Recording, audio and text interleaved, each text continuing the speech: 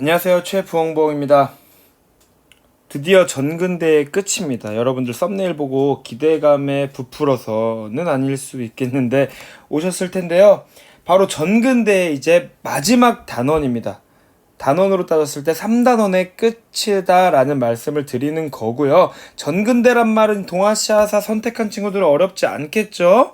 자, 근대 이전의 시대, 그 시대를 전근대라고 하죠. 우리가 정말 막 구석기 시대부터 쭉 잘 달려왔습니다. 전근대의 이제 끝을, 물론 영상으로는 끝이 아니에요. 영상으로는 요 다음 영상으로는 3단원을 이제 총정리하는 연표와 함께 총정리하는 특강을 통해서 전근대의 끝을 다시 써보겠지만, 일단 진도상으로 전근대의 끝 마지막 단원이 되겠습니다. 바로 서민문화의 발달과 새로운 학문의 발전을 함께 배워보도록 할 겁니다.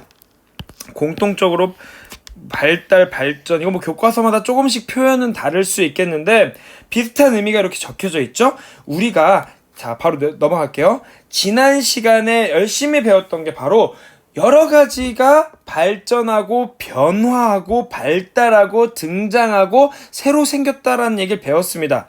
기억이 나시려나요? 농업 생산력이 발전하고 먹고 살기가 조금 편안해졌다, 좋아졌다, 인구가 증가하는 그래프를 통해서 우리가 봤었고, 상업과 도시가 발달하는 것이 바로 이게 중요하죠. 어느 시대를 의미합니까? 우리나라로 따졌을 때는 임진왜란 병자호란이 끝났던 조선 후기, 중국의 명나라, 청나라, 특히 청나라 때, 명나라 말기 청나라 때, 물론 교과서에서는 명나라 얘기도 함께 다룹니다. 그리고 일본은 임진왜란 끝난 이후에 도쿠가와 이에야스에 의해 수립된 에도 막부, 바로 요 시기에 방금 말한 것처럼 여러 가지가 발전을 했다. 그런 발전의 모습들을 굳이 이제 분야로 따졌을 때는 좀 경제적인 의미에서 상품화폐 경제가 발달하는 시대다를 배웠던 겁니다. 무슨 느낌인지 확 느낌이 오죠? 그러니까 여러 가지가 다 발전한 거예요. 오케이? 요런 과정 속에서 오늘은 이런 과정 속에서 잘 들으세요. 한번 느껴보세요. 이런 발전, 도시 발달, 상공업 발달 요런 흐름 속에서 기존의 지배층 중심의 문화를 벗어나서, 자, 한 번 더 다시 말할게요.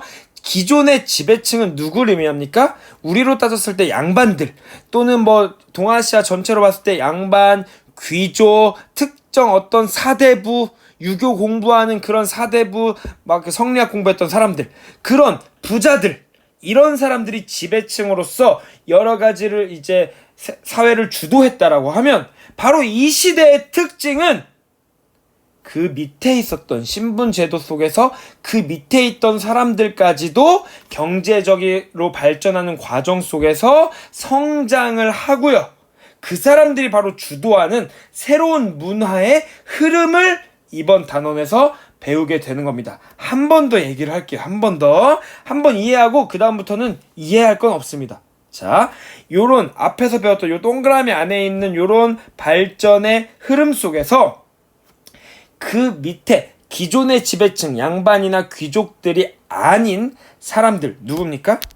상인이나 농민들, 이런 사람들이 성장을 하고, 이런 사람들이 여유가 조금 생기다 보니까 여가 생활에 참여를 하고요. 참여한다는 말, 여가 생활을 즐기고요. 그런 여가 생활의 실제적인 모습, 어떤 책이 많이 출판돼서 이런 사람들, 상인이나 농민들도 책을 즐겨 읽고, 재밌는 책들 즐겨 읽듯이, 그리고 이런 사람들을 위한 공연이 발달하고, 음악이 발달하고, 다 적을게요. 음악이 발달하고, 공연이 발달하고, 미술이 발전하는 모습. 오케이?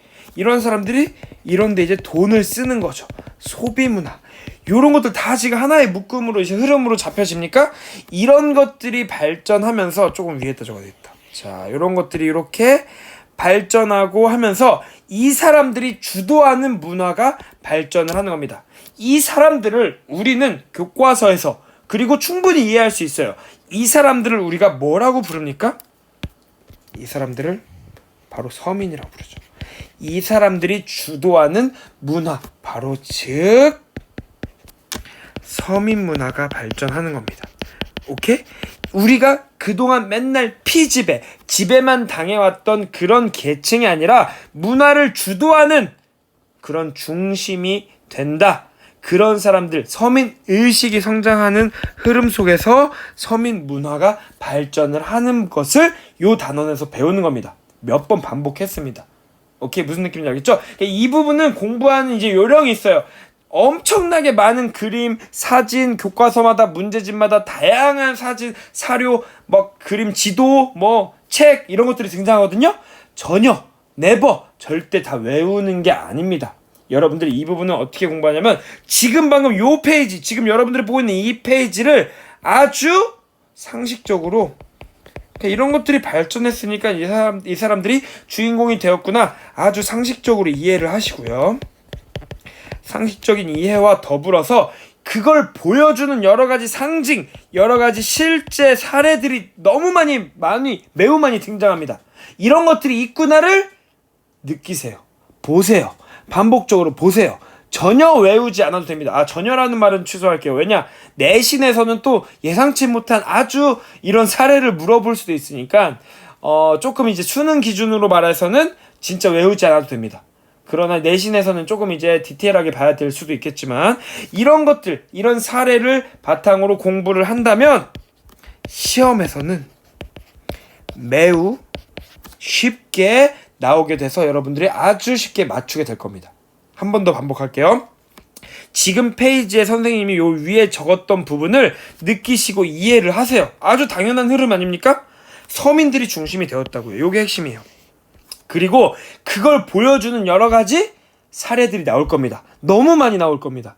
이거에 스트레스 받지 마시고 이런 게 있구나. 그리고 익숙하게 반복적으로 보세요. 그럼 문제는 쉽게 이제 풀 수 있을 겁니다.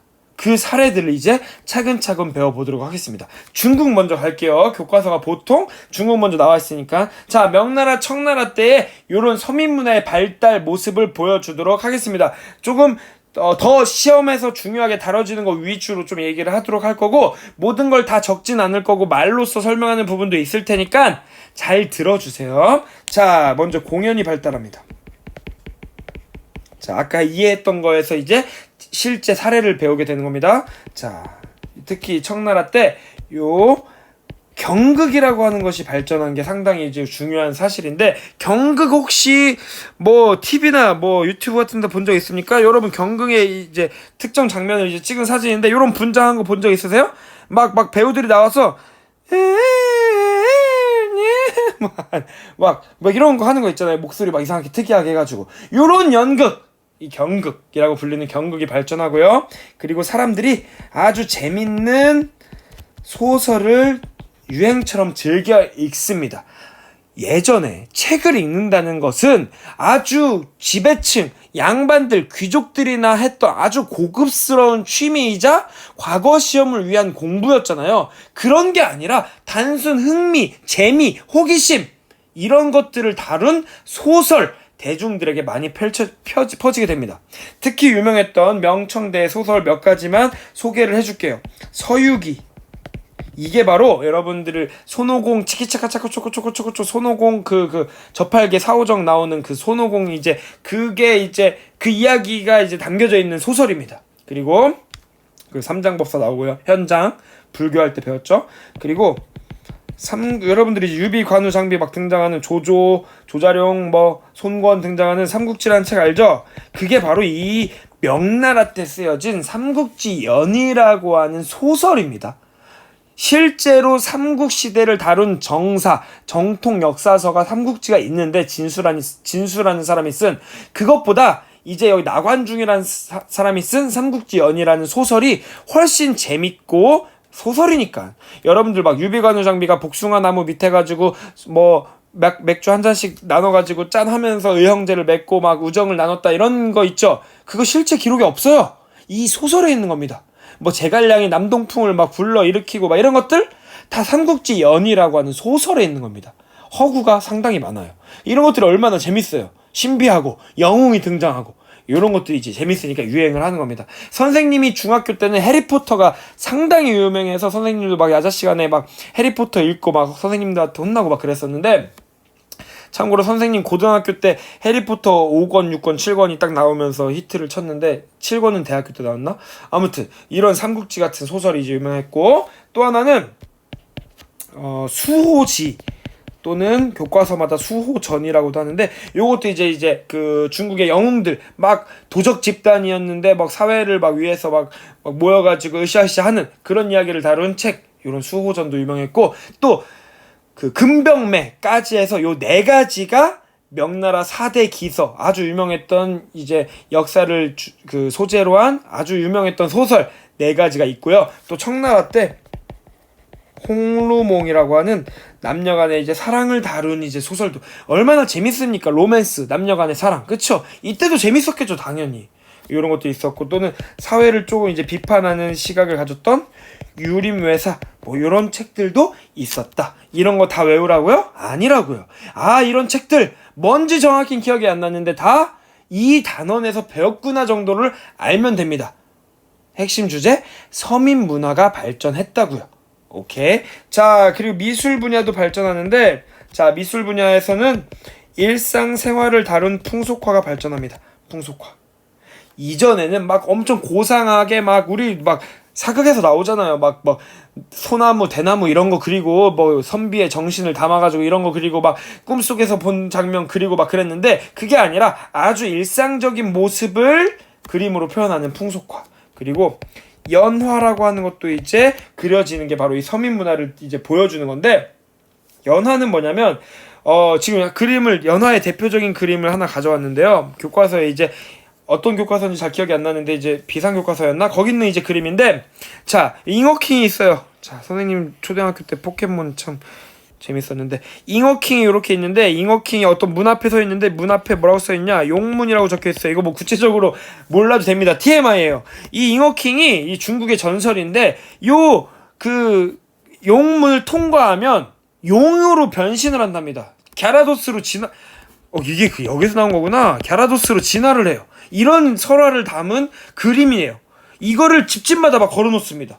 왜 걸어놨을까요?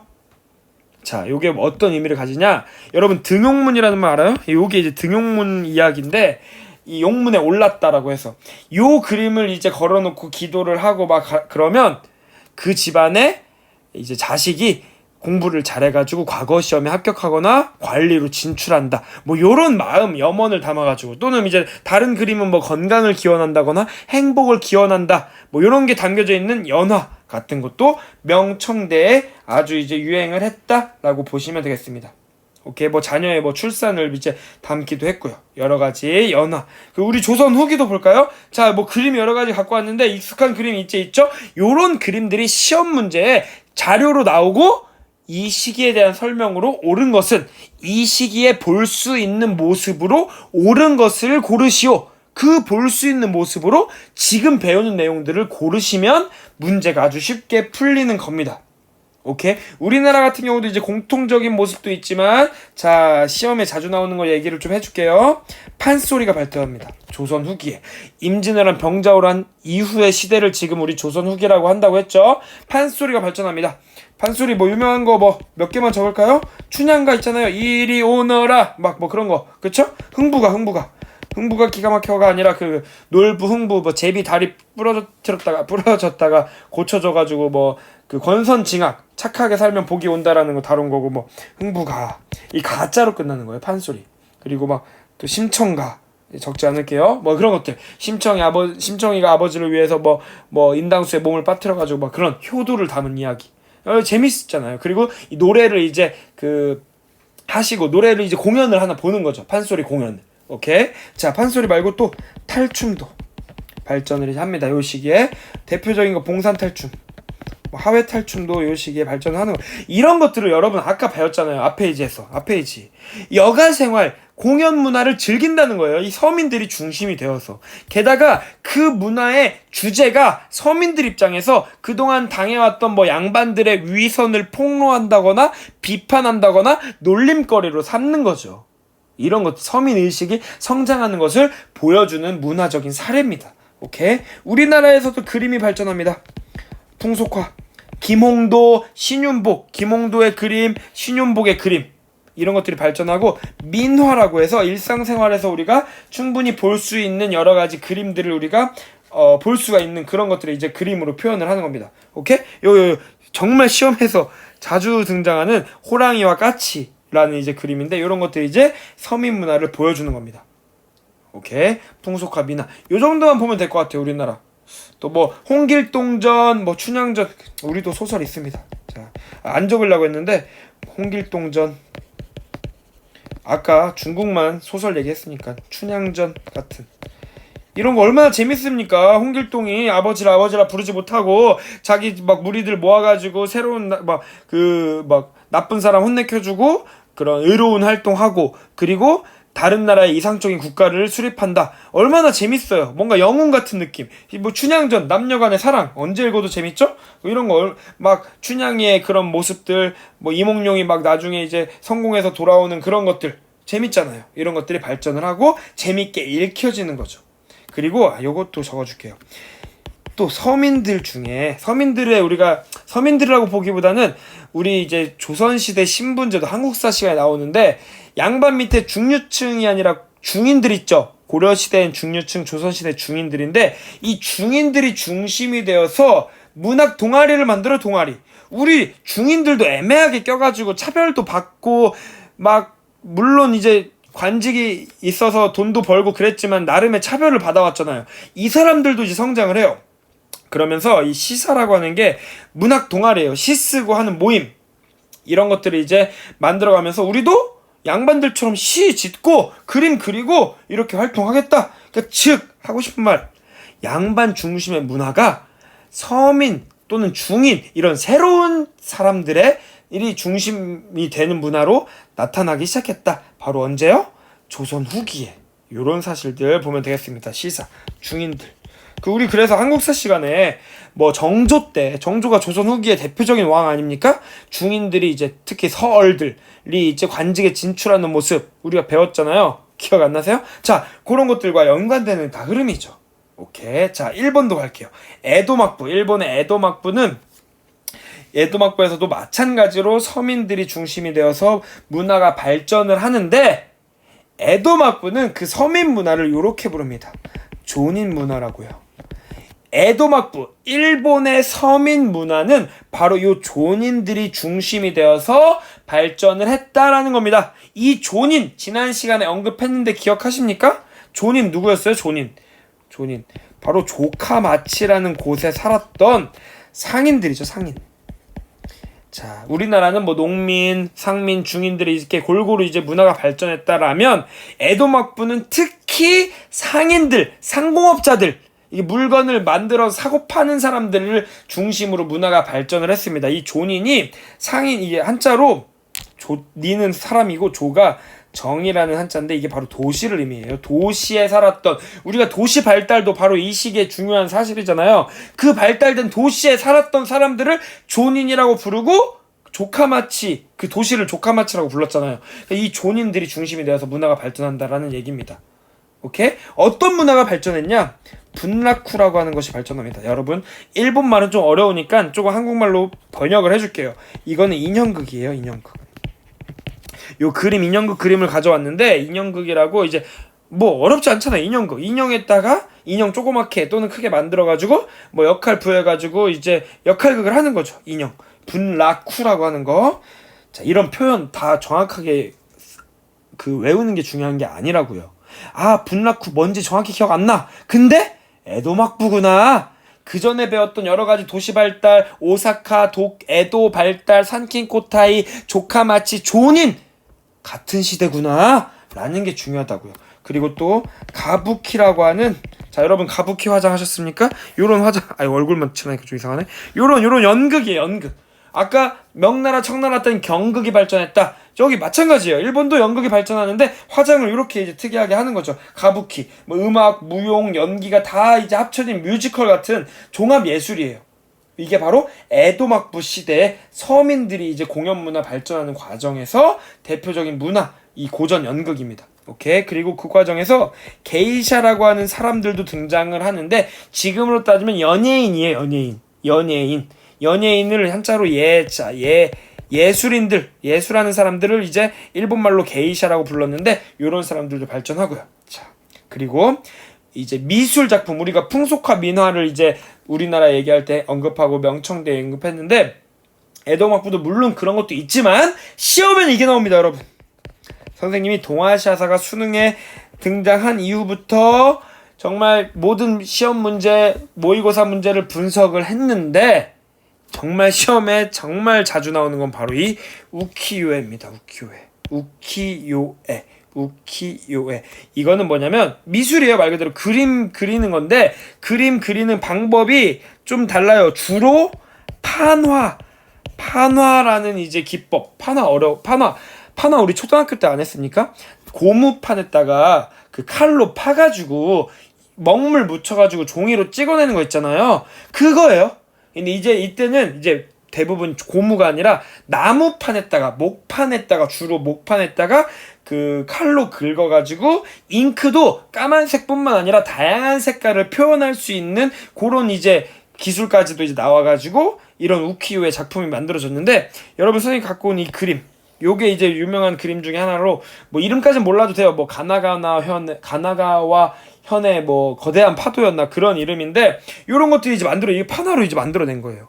또 교과서마다도 유명한 것 중에 이제 여기 그림 중에 없는 것 중에 붉은 후지산 이런 그림 있거든요. 일본의 그 후지산을 이제 빨갛게 이제 표현하는 건데 요런 것들이 이제 활발하게 그려졌다.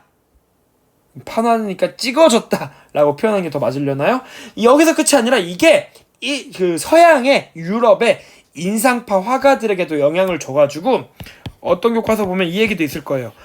빈센트 반 고흐 아세요? 빈센트 반 고흐 그 귀가 잘린 자화상도 그리고 막 별이 빛나는 밤에 테라스도 그렸던 그 사람을 비롯한 인상파 화가들에게 영향을 끼쳐서 일본 우키요에 베리 굿 이래가지고 유럽에도 영향을 끼쳤다라는 사실도 종종 이제 문제집에 등장합니다. 오케이. 그래서 고흐 그림에 일본의 문화가 이제 등장하기도 하고요. 이런 것들 우키요에 시험에 정말 자주 나오고요. 일본 문화는 말이 어려워서 잘 이제 한국말로 좀 해석을 해줬습니다. 자, 이런 것들이 이제 바로 서민 문화를 대표하는 여러 가지 사례들이고 상징들이고 사실들입니다. 이런 것들 다 외우라고요? 아니라고요. 몇 번 말했습니다. 다 외우는 게 아니라 이런 것들 익숙하게 그림을 통해서 자주 보세요. 시험 문제에 그 그림이 나올 겁니다.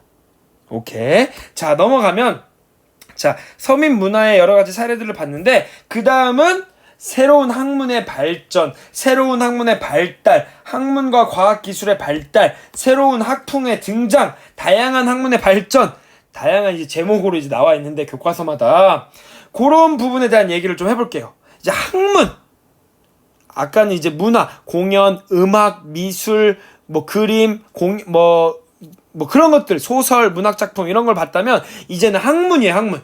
우리가 학문하면 뭐가 떠올라요? 기존에 동아시아의 정말 중요한 학문 뭐였죠? 바로 유교, 유학, 나아가서 송나라 때 만들어지는 성리학, 주자학이라고 불렸던, 그리고 우리가 어디까지 배웠습니까? 바로 양명학까지 배웠죠. 그 이후에 바로 요 시기에 명나라에서는 명나라 말기, 청나라까지 이어지는 요 흐름, 그리고 우리나라의 조선 후기, 일본의 에도 막부 때, 학문이라는 것은 어떤 특정 나라만 발전하는 게 아니라 많은 이제 문화적 교류를 하니까 우리가 서로 비슷한 영향을 끼쳐왔는데 조금씩 다른 점은 무엇인가를 한번 살펴볼게요. 가장 동아시아를 주름 잡았던 요 전시대, 명나라 초기 그리고 조선 전기 이런 시대에 이 동아시아를 주름 잡았던 이 성리학이 많은 비판을 받으면서 어떤 학문의 비판을 받았죠? 복습. 명나라 얘기부터 하면은 명나라의 그 말기에 왕수인이라는 사람이 이 성리학이 너무나 뜬구름 잡는 얘기하고 그리고 실제적인 실천 이런 거 말고 과거 시험을 위한 공부를 위한 공부, 학문을 위한 학문으로서만 존재하는 게 참 안타깝고 비판적이다라고 생각하면서 양명학을 만들었잖아요. 그쵸? 근데 이 양명학조차도 시간이 지나면서 점점 현실, 지금 현실을 반영하지 못하는 비판에 쌓이고, 이런 걸 어려운 말로 교조화 된다고 하는데, 학문이 그냥 마치 종교처럼, 그냥 종교로서 그냥 절대적인 것처럼, 진리처럼 이렇게 여겨지면서 괜히 양반들이 자신들 뽐내는 그런 학문으로서만 존재하니까 새로운 학문의 이제 등장이 아주 필요했던 그런 시기가 찾아오게 되는 겁니다. 새로운 학문이라 함은 정말로 이런 서민들이 중심이 되고 이제 피지배층들이 중심이 된 이런 흐름 속에서 정말 실제로 도움이 되고, 자, 그때 등장하는 표현인데, 자, 적어놓고 설명을 할게요. 이런 정신, 경세치용이라고 하는 것은, 학문이라고 하는 것은 세상을 다스리는데 실제로 도움이 되고 사회 현실 문제를 반영해야 한다. 이게 바로 경세치용의 말뜻이에요. 실사구시, 실제 사실로부터 옳다 또는 진리를 구해야 된다. 즉 무슨 말입니까? 학문이라는 것은 주자학이나 양명학도 그렇게 변했어요. 양명학처럼 뜬구름 잡는 얘기나 하는 게 아니라, 공부를 위한 공부를 하는 게 아니라 실제 우리가 일상생활에 도움이 되어야 학문이다 라는 정신이 이제 퍼지게 되는 거죠. 오케이? 그런 과정에서 여러 가지 학문이 발전하게 되는 흐름이 쭉 나오게 되는 겁니다. 오케이? 그러면서 자, 여러 가지 이제 책들이 등장합니다. 여러분, 여러 가지 책들이 등장하는데 모두 다 외워야 됩니다. 가 아니라, 절대 외우는 게 아니라, 이러한 책들이 이런 이유로, 어떤 이유? 실제적인 도움이 되는, 사회 현실을 반영하고 개혁에 도움이 되는 그런 흐름 속에서 등장했다고요. 흥분하면 안 되는데, 자, 그런 과정에서, 자, 실제 농민들에게 도움을 주는 책, 농정전서, 대표적인 책 몇 가지만 소개시켜 주겠습니다. 이런 책도 이제 만들어지고요. 또 여러 가지 과학 기술이 발전하는데 그 기반이 되는 수학, 기하학 이런 것들이 이제 발전하는데, 이제 이런 것들에 대한 원리를 이제 담아가지고 외국에서 이제 받아들여 온 것을 해석해가지고 책으로 편찬해내고요. 이런 과정에서 이제 명나라 학자 서광계라는 사람이 활약하기도 하고요. 또 오늘 좀 목이 쉬었어요. 자, 수업 때 너무 열정을 보여서.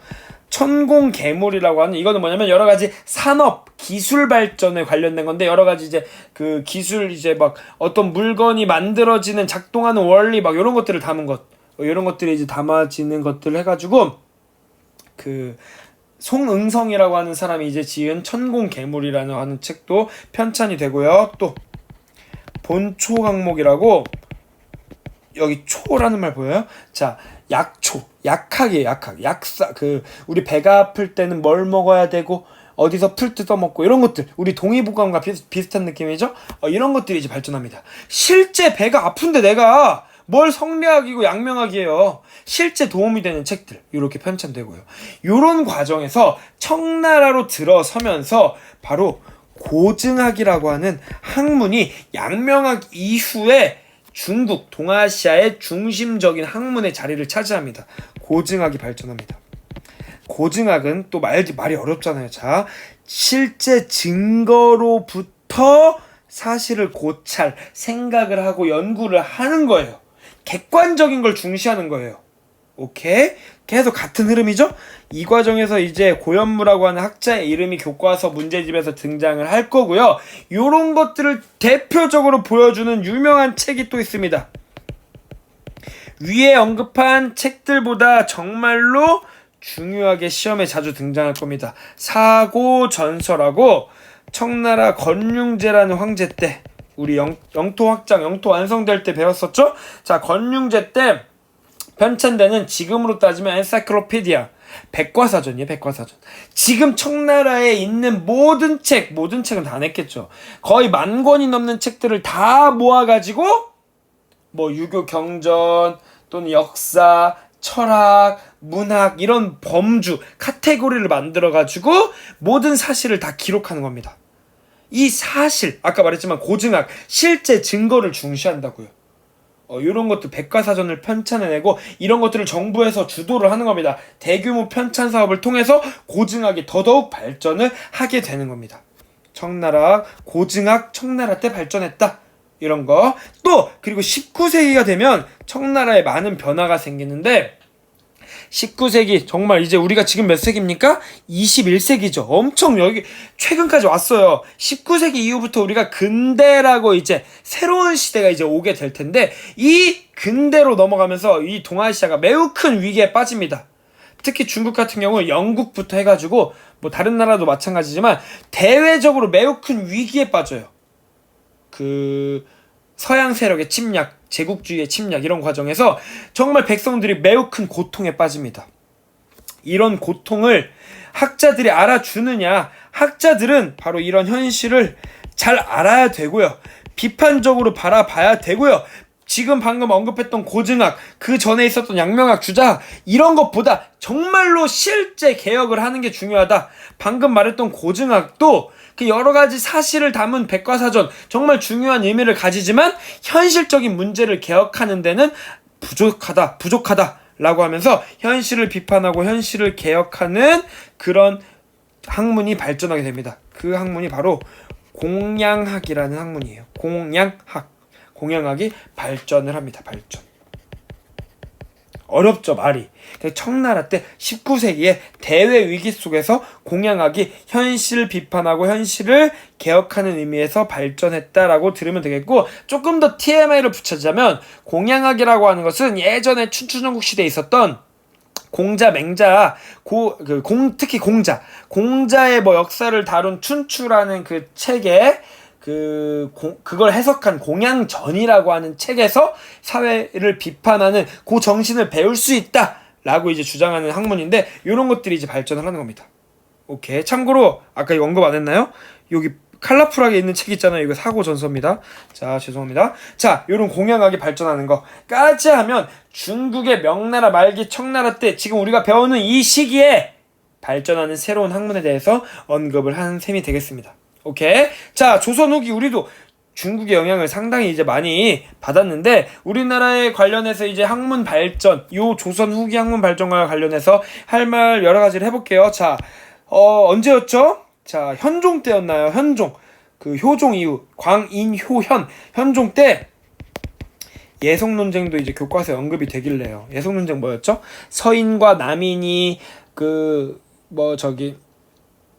현종의 어머니였나 할머니였나 그 조대비가 상복을 장례식 때 상복을 1년 입느냐 9개월 입느냐 3년 입느냐 1년 입느냐로 싸웠던 거, 논쟁했던 거, 요런 게 여러분 공부할 때는 참 한심하게 느꼈을 수도 있는데, 이 당시 사람들에게는 이 또한 자신들의 주장, 자신들의 그런 철학, 가치관을 보여주는 정말 중요한 논쟁이었습니다. 이런 것도 이런 학문 발전에도 기여를 하고, 이런 성리학 발전에도 기여를 하고, 나쁘게 말하면 이런 것들 좀 이상한데 이제 집착하는 조금 나쁘게 말하면 꼰대라고 해야 될까요? 그런 거에 좀 우리가 아까 말했던 명나라 때 성리학이 좀 교조화되는 그런 것과 비슷한 이제 흐름인데, 어찌됐던 이런 예속 논쟁도 이제 있고요. 또 우리나라도 이제 다 중국의 영향을 많이 받으니까 양명학이 이제 발전을 하기도 합니다. 양명학 발전할 때 누가 등장하죠? 우리 한국사에서 배웠는데 정제두라고 하는 사람들이 이제 나오고, 소론학자들을 이제 비롯해서 본격적으로 양명학이 연구가 됐는데, 이제 기존의 성리학자들, 특히 서인들한테 이제 사문난적이다, 이단이다 라고 취급받아서 이제 확산은 안 됐고요. 그리고 또 양명학 말고도 또 이제 이게 중요한 게 이제 국학, 우리나라의 민족, 우리나라의 역사를 중시하는 학문이 발전합니다. 자, 이게 너무 많은데 적지 않을게요. 잘 들으세요. 천천히 말할게요. 우리나라 역사가 삼국시대 그리고 통일신라 고려로 이어지는 줄 알았는데, 통일신라 위에 고구려를 계승했던 발해라는 새로운 나라가 있네? 대박! 이런 걸 담은 유득공의 발해고라는 책도 있고요. 또 이런 비슷한 이제 우리나라 역사를 다룬 안정복의 동사 강목, 이종휘의 동사, 이런 학문들. 또 우리나라 역사뿐만 아니라 우리나라 지리와 관련된 거, 우리나라 아주 살기 좋은 나라다. 특히 살기 좋은 곳은 뒤에 산이 있고 앞에 강이 흘러야 되고, 이런 지리적인 정보를 다룬 이중환의 택리지. 그리고 또 김정호 선생님은 직접 나라를 돌아다니면서 대동여 지도를 편찬하기도 하고요. 이게 다 모두 조선 후기의 사실이라고요. 오케이. 또 실학도 발전하죠. 자, 아까 언급했던 중국의 경세치용 실사굿이 이런 정신을 바탕으로 우리도 실제적인 것을 중시하자. 어떤 실제적인 거? 정말로 백성들에게 도움이 되는, 실제적인 도움이 되는 것을 중시하는 학문. 실제로 도움되는 농업이 중시되고, 또 실제로 지금 새로운 이제 화폐 경제가 발달하는 이 흐름 속에서 상업도 중시된다. 상업을 중시했던 중상, 이런 것들이 다 그 실학자들이죠. 실학이 발전하는 과정에서 그 한국사에선 상당히 자세히 배우잖아요. 중농학파의 뭐 혹시 적을 사람 있으면 적으세요. 유형원, 이익, 정약용, 이런 사람들 등장하고, 중상학파 누구 등장합니까? 유수원, 박지원, 박재가, 이런 사람들 등장하고요. 그쵸? 이런 사람들이 이제 실제적인 걸 중시했고, 이 사람들 관련해서 한국사 시간에 막 여러 책들 나오잖아요. 정약용 뭐 목민심서, 경세유표, 흠음신서, 영유당 전서, 이런 거 나오고, 이익, 성호 사설, 유형원 반계수록, 뭐 유수원 우서, 박지원 열하일기, 뭐 양반전, 이런 거, 또 박재가 북학의, 이런 것들 다 조선 후기 실학과 관련됐다고요. 오케이. 여기서 끝이 아니라 천주교가 들어옵니다. 서양 학문, 서학이란 이름으로 모두 조선 후기 때. 물론 이제 그 우리나라 유교의 그 중요한 제사 같은 걸 거부해가지고 탄압을 받긴 했지만 차츰차츰 믿는 사람들이 등장하고요. 오케이. 요게 바로 조선 후기의 내용이었습니다. 오케이. 자, 일본 얘기를 좀 해볼게요. 에도 막부 때도, 물론 에도 막부에도 주자학, 성리학, 우리 배웠죠. 후지와라 세이카, 그리고 하야시 라잔, 요런 사람들이 이제 요런 성리학 발전을 이제 성리학이 발전하는데 이제 영향을 끼치기도 하고, 양명학이 일부 발전을 하는데 우리 조선이나 중국처럼 크게 발전하지 못합니다. 오케이? 그리고 뭐 공통점으로 따지면 마찬가지로 이런 기존의 학문을 비판하는 학문들이 등장을 한다. 대표적으로 고학이라는 학문, 국학이라는 학문의 흐름이 이제 등장을 합니다. 국학은 아까 조선 후기에 언급됐었잖아요. 그쵸? 같은 흐름이에요. 자, 일본은 조금 낯서니까 조금 더 자세히 얘기해 줄게요. 적어줄게요. 자, 이 국학이라고 하는 거, 우리나라의 아까 말하는 우리나라 역사, 우리나라 지리를 중시했죠. 일본도 마찬가지예요. 우리의 찬란했던, 강력했던 천황에 있었던 시대, 우리의 고대, 야마토 정권 막 그런 때 있잖아요. 그런 신성했던 힘을 가지고 있던 천황이 존재했던 바로 그 시대, 바로 그 고대를 강조했던, 고대 일본 문화의 우수함을 강조했던 그런 시대를 이제 강조해서 역사책을 편찬해내는 겁니다. 오케이? 그게 바로 국학입니다. 대표적인 책이 이제 있는데, 그 모토 오리, 자, 몰라도 됩니다. 무슨 오리였는데 놀이였는데 이렇게만 알면 돼요. 놀이나가라고 한 사람이 저술했던 고사기전이라고. 말이 쉽잖아요. 옛날 역사를 다룬 이야기, 고사기전, 이런 책이 이제 국학을 대표하는 책이고요. 고학은 뭐냐면 조금 비슷하면서 다른데, 이 고학은 중국의 고대 유교 경전에서 그 우리의 지금을 뭐 배울 수 있다, 교훈을 얻을 수 있다. 그러니까 중국의 예전 공자, 맹자 시대의 유교 경전을 연구하자라고 하는 학문입니다. 오케이? 공자, 맹자. 오케이? 대표적인 학자 오규 소라이라는 학자가 이 고학을 대표하는 학자입니다. 오케이? 요런 것들이, 이름 너무 어려워요. 고학, 국학 너무 많아요. 다 외워야 된다고요? 이런 것들이 바로 에도 막부 시대라고요. 갑자기 우키요에 나오면서 고학, 국학 같이 묶여서 나올 수도 있고요. 가부키 화장 나오고 이렇게 나오고요. 다 연결돼서 한꺼번에 에도 막부 시대라고요. 이전에 배웠던 조닌 문화, 조카마치, 산킨 고타이 제도와 함께 나오는 거라고요. 오케이. 자, 아직 끝이 아니라 마지막. 난학도 발전합니다. 난학. 바로 이 유럽 문화가 이제 들어오죠. 대표적으로 네덜란드랑 이제 일본이 친했잖아요. 대지마라고 하는 이제 곳에서 네덜란드와 이제 무역을 했다라고 배웠는데, 바로 그때 네덜란드로부터 많은 것들을 받아들여요. 특히 네덜란드 통역사들이 이제 의사가 많았거든요.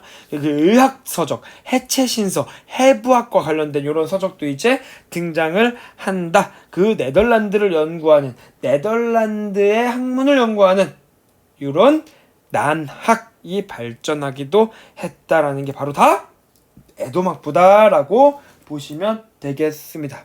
오케이. 자, 이게 헷갈릴 수 있어서 한 번만 언급하고 가는데 아니에요. 자, 이 천공괴물이 명나라 말기 때 이제 송응성이라고 이제 뭐 그림도 이제 함께 등장할 수도 있어가지고요. 그림과 함께 여러 가지 산업 기술을 다룬 이제 책입니다. 자, 명나라 말기. 네, 여러분들이 명나라 말기와 청나라까지는 구분을 수능에서는 안 해도 됩니다. 다만 고증학, 공양학이 청나라였다 정도는 구분을 해야 돼요.